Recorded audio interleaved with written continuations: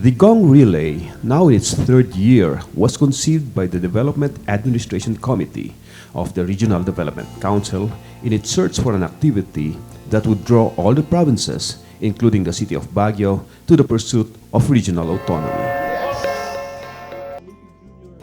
Judging by this year's relay, it has become a ritual where the chief executives of the provinces make commitments towards this end. Thus, it has also become a good media event. The symbolic unity gong is moved from one province to another.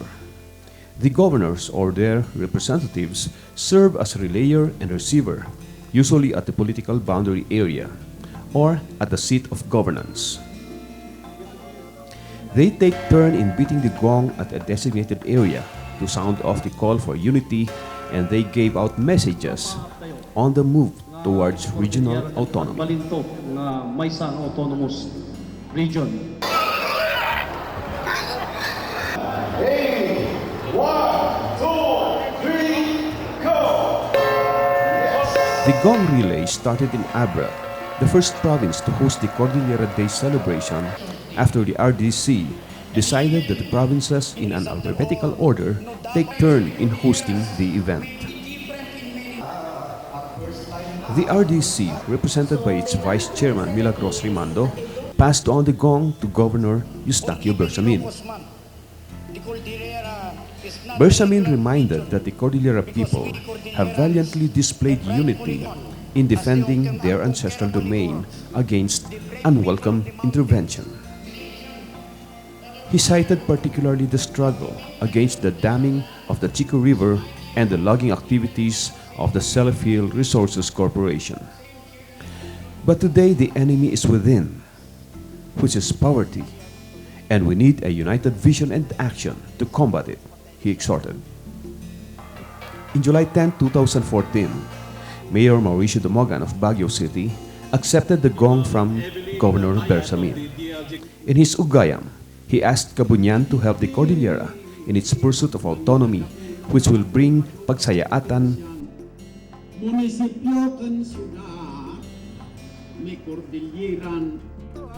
In the afternoon of the same day, he passed on the gong to Governor Nestor Fongwan of Benguet.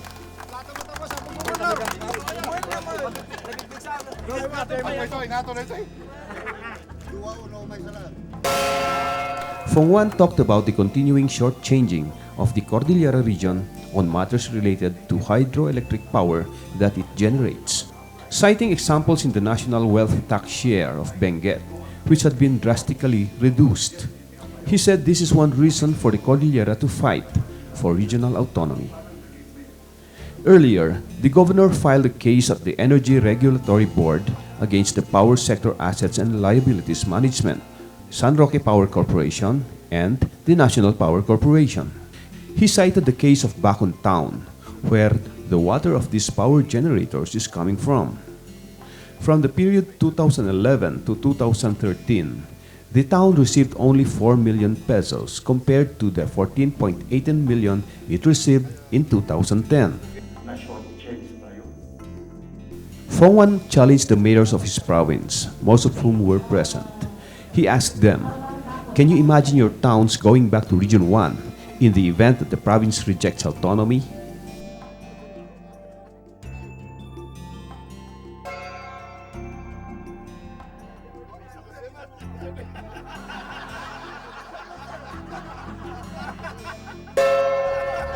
While the Gong is with us today, we are again reminded also of our dream to have that autonomy. While personally I believe that in this administration we will not achieve that, still we should not lose hope that someday somehow that dream will come true. A question was asked, will there be an autonomous region in the event that a plebiscite will happen tomorrow? Iso ko nga itinangig dagiti ay dadong mga probinsya nga da itir aramidin tayo nga kiya ket kunada. In Ifugao, Governor Dennis Habawal talked of KIA unity, that is Kalinga, Ifugao, and Apayao, which accordingly resolved together to vote for autonomy, as this can be established with 2 or more provinces. Ifugao and Apayao voted for yes in the first and second plebiscite respectively, with the latter giving almost 75% of its votes. Kalinga and Ifugao were just a few votes away from winning the second plebiscite, with 46% and 47% yes, respectively. Director John Castañeda of DILG CAR was quick to add, "Let us turn Kia into Kamiba," that is Kalinga, Apayao, Mountain Province, Ifugao, Baguio Benguet, and Abra. In the evening of the same day, Kalinga accepted the gong from Governor Habawal. In Apayao, Vice Governor Hector Ruel Pascua accepted the gong from the representatives of Kalinga. Iti Cordillera at Balinto nga may sang autonomous region. Stomping in their Apayao native attires and accompanied by their indigenous instruments, the kids chanted,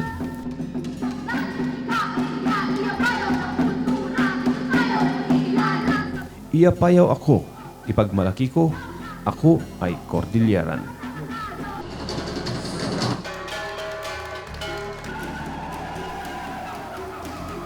It's back to Abra, where an Ilocano Tingyan cultural night kept the day. The significance of the event was made clearer by Bersamin's opening message. "I am an Ilocano, married to a Tingyan, and for 44 years, our reunion remains as sweet as ever."